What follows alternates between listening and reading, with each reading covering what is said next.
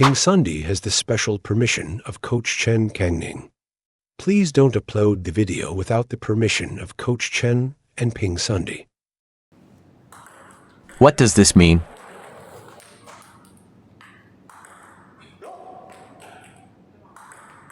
Transition into a deep loop. Why does it turn into a deep loop?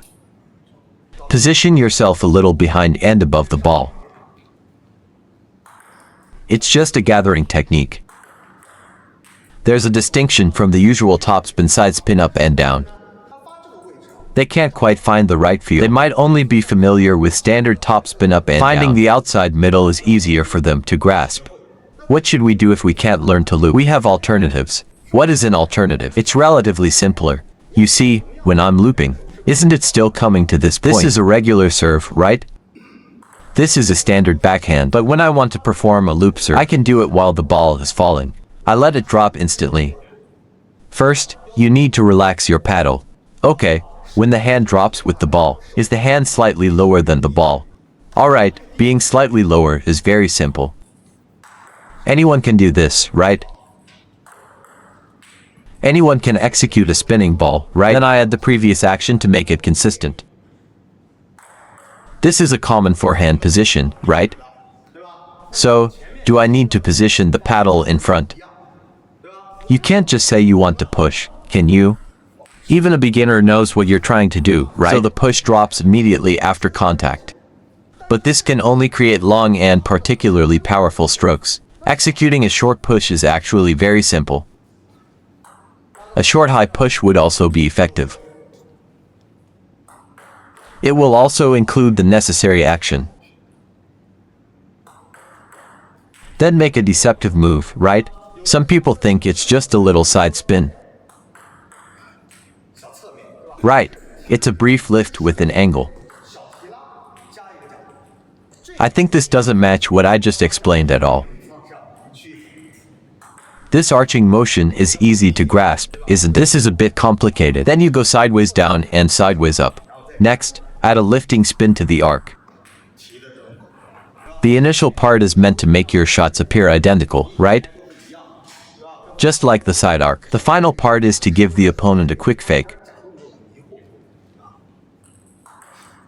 This method of arching is, right, this is one. The second type with a curve requires a scoop serve. Because after practicing the normal sides, both long and short with a curve, you definitely need to focus on handling this kind of shot. It's not about choosing something else. It has a slight curve effect.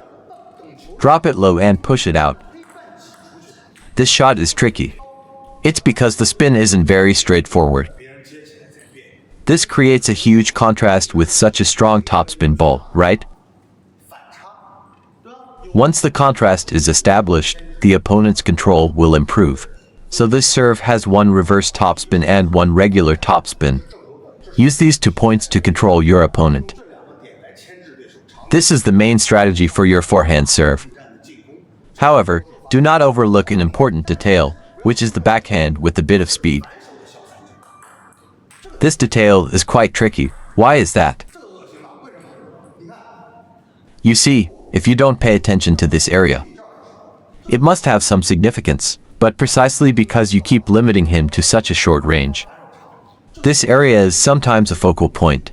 This area seems to have its advantages, but once it's restricted, have you noticed that this short game has the biggest difference compared to the left side flick?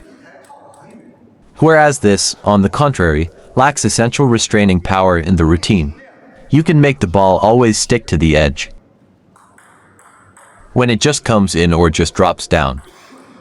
The opponent has a big risk when receiving the serve. Right, so this point is actually quite an easy point, but you need to practice it well.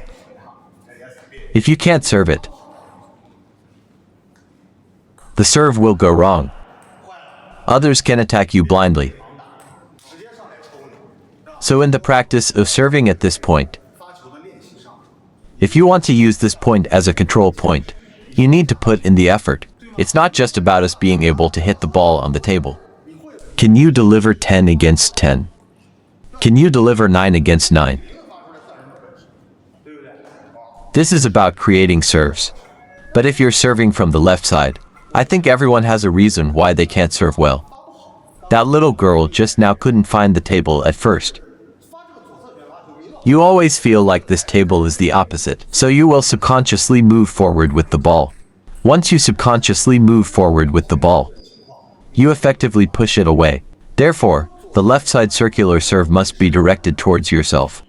If it's a short ball, you might hit the ball higher. I often say to hit the ball at chest height and serve towards your chest. He can only generate spin and not just push the ball forward. Pushing forward with spin will definitely help. Then I will hold the ball. When I want to serve a long ball, I will try to be more deceptive. Why does it start to spin once it reaches a height? So after attempting to be deceptive, serve to your own body, instead of serving towards the opponent. There is only one type of ball served towards the opponent. Ma Long has the best serve. He actually uses a side spin serve motion. What he serves is a chop. He is not serving side spin. It just gives the impression that it's a side spin serve. He serves from below.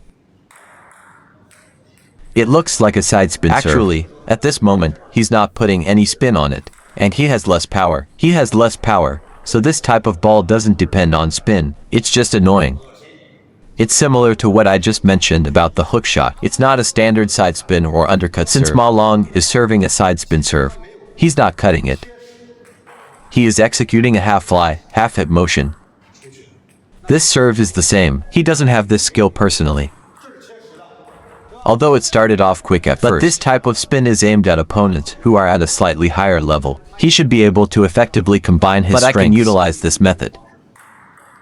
This is quite convenient because his spin is top spin. It has a bit of a heavy float. It's being referred to as backspin, but it's not really that much backspin. Without the rhythm of spin, it just won't work. Then it will become very convenient. So I believe that during serve practice, you really need to practice it thoroughly. It's not just about practicing serves with your eyes closed. You can't just rely on your ears to judge the spin and assume your serve is fine. When practicing serves, your hand should be very relaxed. So if you don't feel any pressure on top, no one will take you to practice anymore. I think it's better not to practice. It's better to take care of your body. We need to focus on results during practice. I often talk about the same amount of training time. Which specialty is emerging now? 5 to 6 hours, and some even add extra sessions. Some are so dedicated that they add 3 extra hours a day. It's not just about checking the time. It's about the impact. Of course, you might say I achieve the same high impact in the same time. But the time I'm referring to doesn't mean you should skip meals or drinks. Then you won't have a proper lesson. No proper recovery is pointless. It is under the same effective high conditions. I am working within a scientific time frame. I try not to over-practice, but if I practice too much without any results, it's like not practicing at all. In the end, I truly stepped into the zone. Ultimately, he definitely won't provide you with good feedback. I want Coach Zhang to address everyone. Some considerations for specialized admissions. Other aspects to pay attention to. In fact, because of this, they are also experts. We have been conducting training for specialized students. Right. Preparing for battle is like what teacher Liu just mentioned. The first is the identity planning for good universities. Including this, you can talk about it here, Director Zhang. Now, let's talk about university planning and the interpretation of such universities. Many universities now have this recruitment inspection. In fact, there are many restricted areas, including some choices for exam candidates. Read more about table tennis on my blog, PingSunday.com. Get free ebook and coaching advices. See you in the next video.